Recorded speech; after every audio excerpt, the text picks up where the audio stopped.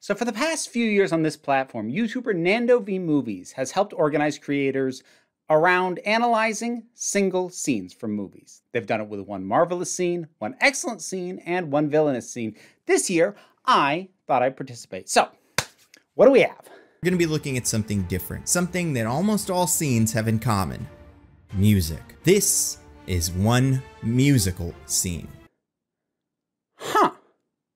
All right then. I kind of scrambled wondering if I even had much to say on this kind of topic. I don't have much in the way of musical training. I wouldn't be able to break down a piece of music with much expertise. However, as I perused my movie collection to see if anything sparked interest, my brain really started to latch on to this idea. The question then becomes what to go for a really standout musical scene. I considered some obvious candidates like 10 Things I Hate About You, Guardians of the Galaxy, Volumes 1 or 2. I even considered... There were some more off-the-beaten-path options that could have been fun, like Desperado, Highlander, or Monty Python's The Meaning of Life. But because my movie wall is arranged alphabetically, it wasn't until I got near the bottom that the obvious choice hit me in the face. Because, my friends, she's not bad.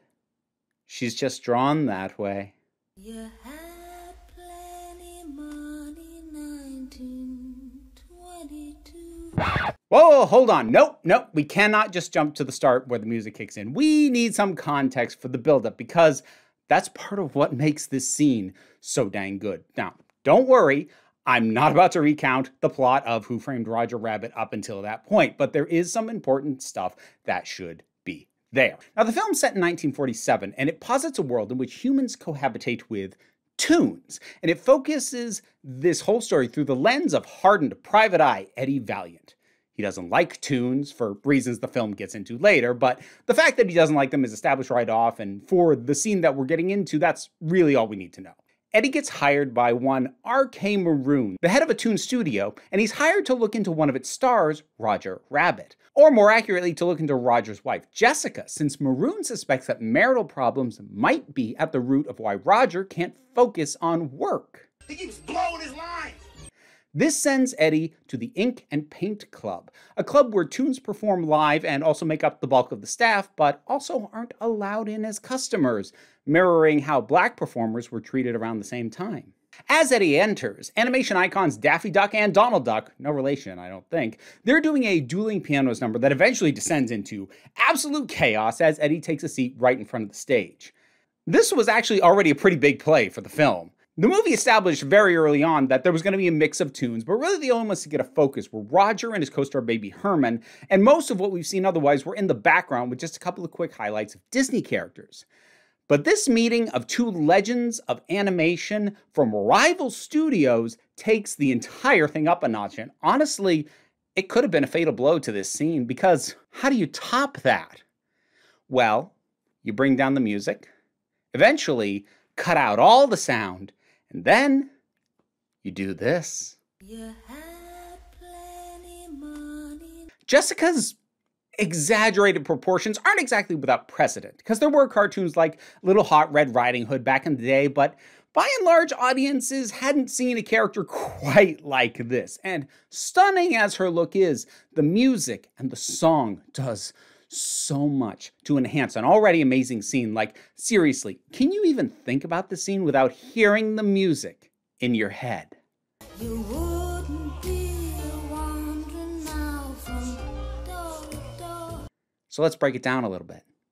The song being sung here is Why Don't You Do Right, which has been around since 1936, with the best known version being performed by Peggy Lee. The song has always been playful, a bit flirty, but this rendition slows it down and lets vocalist Amy Irving go full sultry. Why don't you do right? Why don't you do right? Like some other men do. Like some other men do. And right off the bat, there's a notable difference between this and other versions of the song. Every other version that I could find has a musical intro.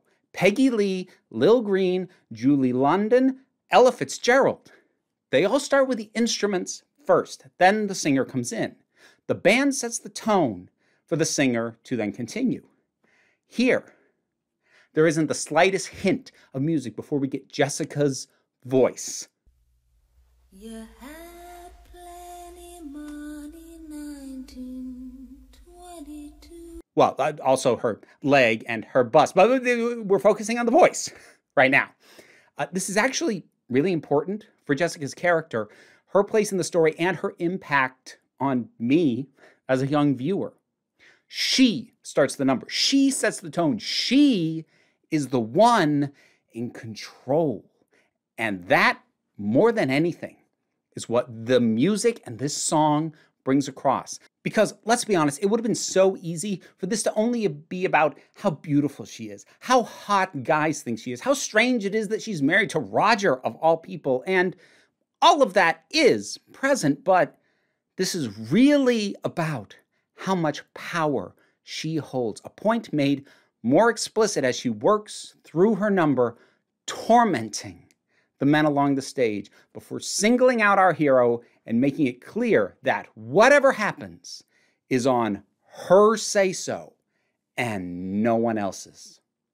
One of the effects of slowing the pace of the song down is that it goes from a kind of medium jazz tempo to something closer to the kind of music that usually accompanies a femme fatale in a noir film, which was quite well ingrained into pop culture and was already being frequently parodied by the time this movie came out.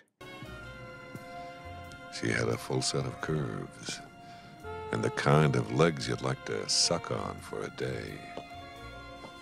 But again, here, while it evokes that, it's not just background music setting the scene for the audience. It's a song that Jessica is singing.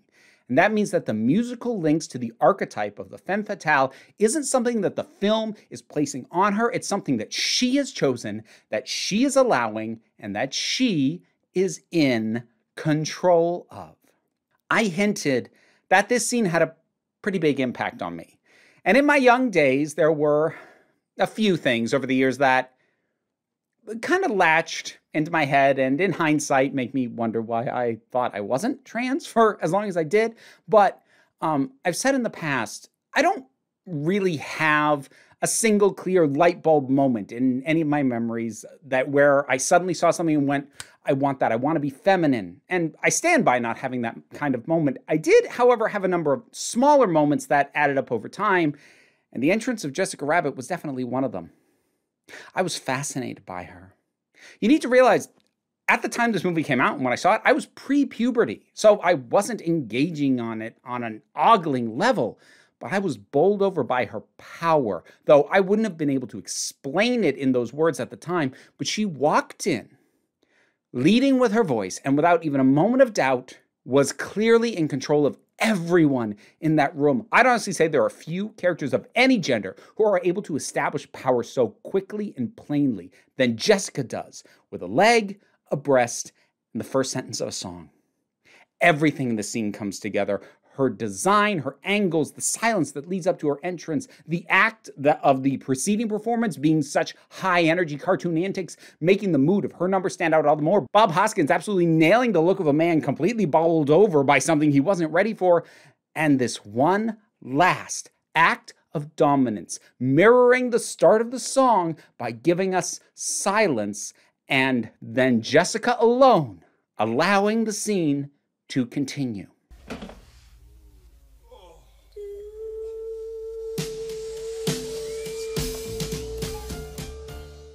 An amazing movie, an iconic character, and one musical scene that brings it all together.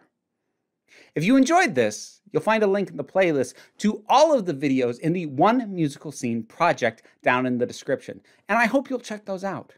If you're new here, consider hitting the like or the subscribe or the commenty boxy thingy. This channel is made possible by the support of my patrons, some of whom I'll be thanking in a minute, but whether you're new to the channel or a longtime supporter, toon, or human, what I want you to remember is that you are beautiful, you are valid, and you are loved.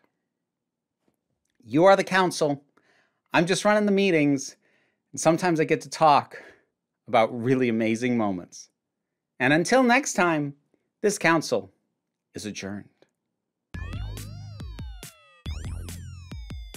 Time to give my thanks to my highest supporting patrons. That would include Robin Moore, Zubin Lutfullah, Tarak, the thing that goes doink in the anime, Oliver B., Melinda Walters, Emu Delkey, Theotha Boyd, Becky Sparks, Fernabi Likes the Poodle, Zach, Idolin, Tracy Scrabbit, Angry Casperl, Adam RDL Taylor, Shane Ross, Shayla Gourlay, Brendan LaRose, and TT.